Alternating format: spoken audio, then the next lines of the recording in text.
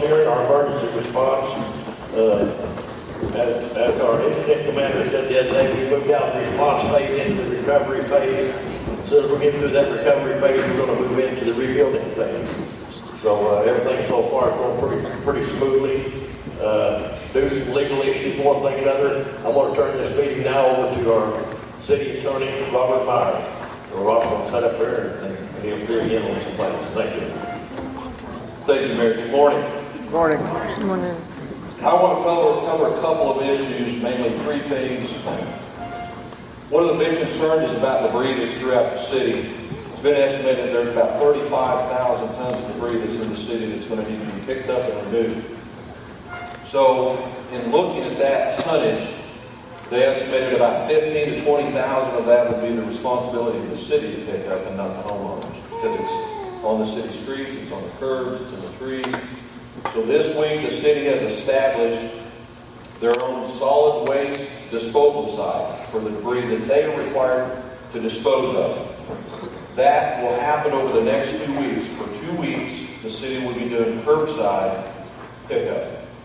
Curbside pickup, you'll see throughout the city that there are piles of limbs and brush, separate piles of metal, and separate piles of household lumber, timber, and things like that. It has to be separated at curbside, and if you can get it there over the next 2 weeks, the city will pick it up. The city will not pick up demolished houses that are pushed to the curb. So if you have a contractor, you have insurance, your insurance will pay a private contractor to remove that structure and dispose of it. So do not push a house to the curb. There are volunteers in town today. They're going through the city to help separate these piles and debris into the scrap metal, tires, hazardous waste, those things. Hazardous waste, paint, appliances need to be separated out. They will go to the, Jimmy, is it the head-in building? It is the head-in building? Right, we're picking it up, but we're taking it out. Okay. You'll put it curbside, paint, appliances, hazardous waste, they'll pick it up. Tires. KHD will pick those up, or help us dispose those with Crawford County, so we're working on that. You have to get them to the curb, though, and get them separated to make that pickup easy. We have surrounding communities, the county, Mr. Hildebrand's here, the county's providing trucks and equipment to help that pickup. So between the volunteers, the help from the county, the other communities that are providing equipment, we can get those items picked up. Roofers. If you have a roofer coming to provide work, replace your roof, put shingles on your house, the one thing a roofer must have, and you need to ask for it, roofers are required to have a permit from the Kansas Attorney General's office. If they do not have that permit from the Kansas Attorney General's office, they're not supposed to be here roofing. Those permits are not required of the homeowner or volunteers. There are some volunteer groups that are going around helping put on roofs, put on covers, tarps. They are not required to have that. If you're going to pay them, they've got to have that certificate. If they do not, that should be a red flag to the homeowner or the property owner that there's a problem. Curfew, one of the things is that the curfew is currently from 9 p.m. to 6 a.m. That's in the affected areas. There are questions about throughout the rest of the city whether that applies, and it does not apply. It only applies to the affected areas. The city's currently working with Empire to have, in the next few days, a week, hopefully that lifted, depending on what utilities are restored in the affected area. So, if you are not in the affected area, the curfew does not apply. Law enforcement is going through the affected area and enforcing the curfew in the affected area. Back to the solid waste site. Solid waste site is not, I repeat, it is not for contractors that the city has to dispose of any materials. Homeowners cannot load your truck up and take it out to that solid waste disposal site. We need you to take it to curbside and separate it, and we can pick it up for you. Yes, ma'am. All our debris is in our alley, and the volunteers have come and put it along the alley. Is that curbside? They're going to come through there as well and pick that up. Okay. We like to get it to curbside because it's easier to see and they can go down the main streets. Some alleys may have limbs or debris, so that's why we're trying to get it to the front of the street. But if it is piled there, we will go through there in the next couple of weeks to get it as well. Yes, sir. I've had volunteers take some portions of the lawn, look curbside. Acceptable. That is fine. As long as it's separated out, we'll get it picked up. Can you repeat that question? Okay. His question is, he's had someone where a part of his roof was blown off and landed in his yard. Volunteers have come through, picked that up, separated it out. We'll pick that up. Because it's portions of the structure, it's not the entire structure.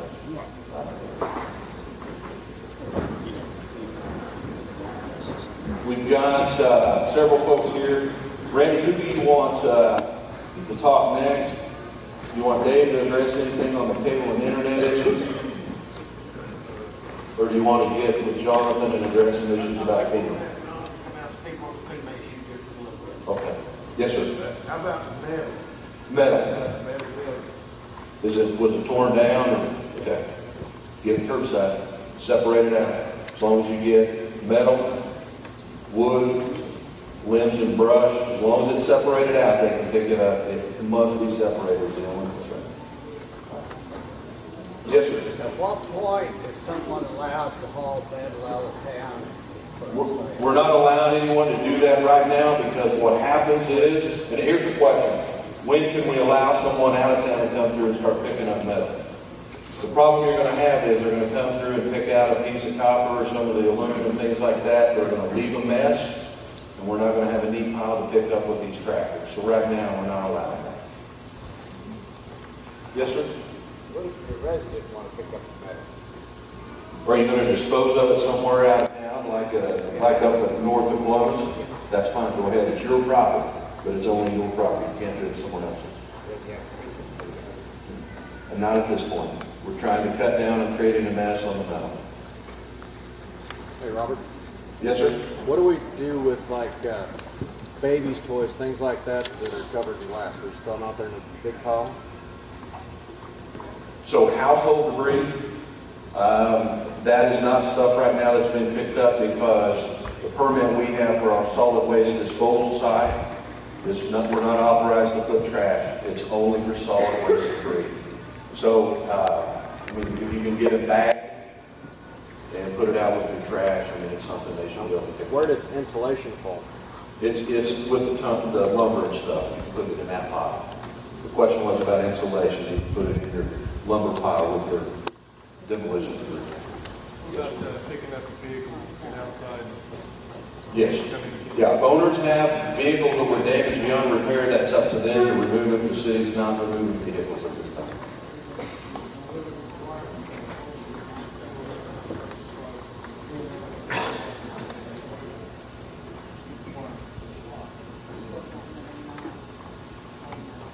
That's a good question. The question is if the home is totally destroyed, what are the requirements for the cleanup? There's a couple of things. If you have insurance and it's totally destroyed, your insurance company is going to cut you a check, but it's going to be less 10%. 10% of your check for that they pay you for the demolition and the destruction of that property will pay to the city. The city's not going to keep your 10%. It's to secure that the structure is removed and taken off. Most insurance pays for the removal and demolition of that structure as well. So that's up to you and a private contractor. When you get that completed, get with the city code enforcement officer, and she'll come out and inspect it. When she inspects it, if you can get that done early morning, by 4 o'clock that afternoon, the city had to get a check cut for the entire amount that was paid in. Yes, they got to level those lots. One of the questions was, do we have to remove a sidewalk? You don't have to remove a sidewalk. But if there is footage that stick up out of the ground, they will need removed. They need to cap the sewer lines. So most of the people that are out doing that, they've done it for the city or in the city before, and they know how to do it.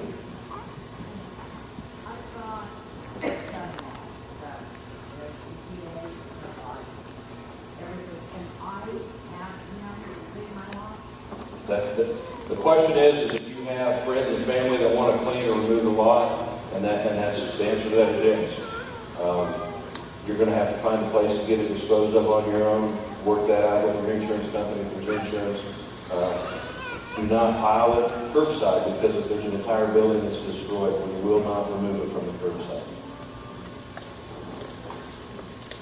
Yes, sir.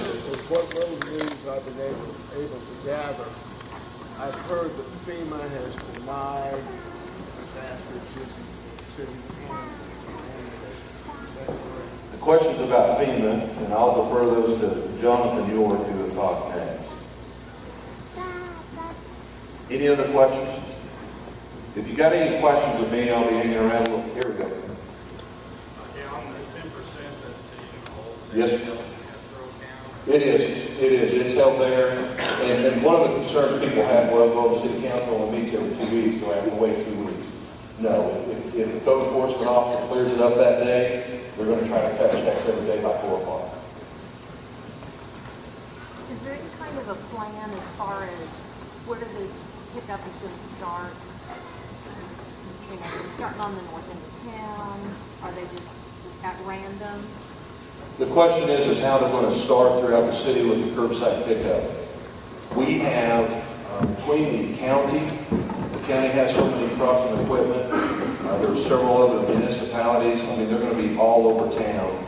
And obviously different trucks are going to be picking up different items because it depends where they go. They started that yesterday. They've been trying to pick up brush all week was the main things they were focused on.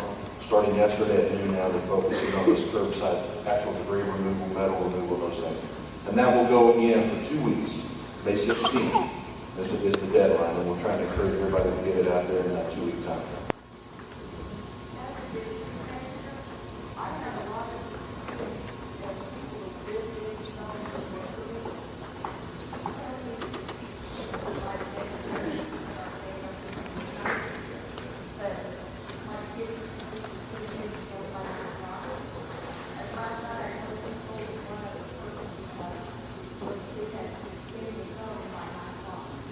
No, they don't, the curfew from 9 p.m. to 6 a.m., okay, is for the affected area only without utilities.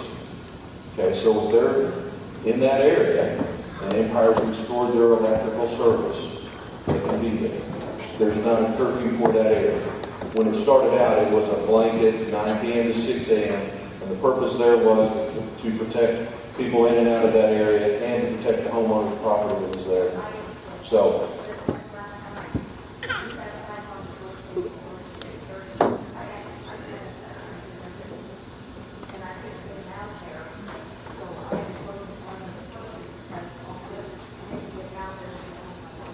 you're fine.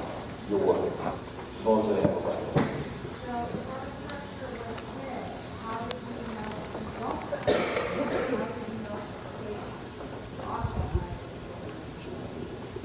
There are tags. Inspectors came around initially, and I believe, was it 75 structures, Randy? I believe there were 75 structures that are red tagged, that are uninhabitable.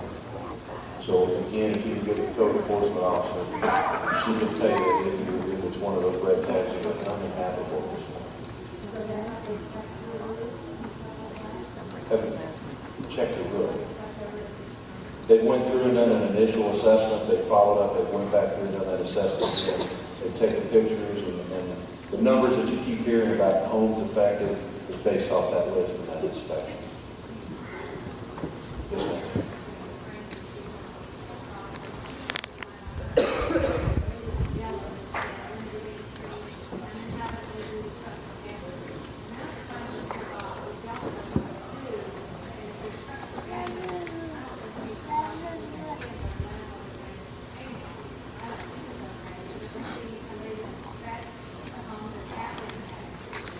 We have a code enforcement officer, so she wants to get with her at City Hall. She can tell them they've got a list of those structures that are red tag, yellow tag, and they've got all those at City Hall.